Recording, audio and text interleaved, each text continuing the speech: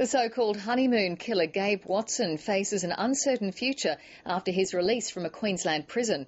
The American is now in immigration detention, and his lawyers and the Australian government are grappling over his deportation. Gabe Watson's first moments as a free man started under intense scrutiny. He left the confines of a prison cell but was immediately transferred into immigration custody and taken to Brisbane Airport before being sent to a Melbourne detention centre. But there's confusion over when he'll ultimately be sent back to the United States. The only thing I've been told is that it could take weeks or it could take months. The convicted killer could be released into the community if he's granted a temporary visa. I envisage that continuing, but he is entitled to make application to me, which I would then be duty-bound to consider. Gabe Watson has completed the 18-month sentence for his wife's manslaughter during their Australian honeymoon in 2003.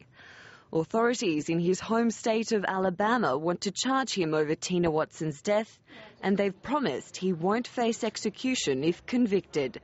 But the Australian government says that guarantee has to come from a federal level before they hand him over. Once we have that, then I would take steps to deport him expeditiously to the United States. But Alabama's top prosecutor says their federal government doesn't have control over the state's actions. Not under the U.S. Constitution or Alabama Constitution. I mean, we're a sovereign state, and they haven't interfered in our proceedings before. Tina Watson's family say they don't know what's going on. He's been given a lot more consideration and treated more like the victim than our daughter Tina has been. Gabe Watson will be detained for at least another night while the deportation negotiations take place. Natalie Perhanen, ABC News, Brisbane.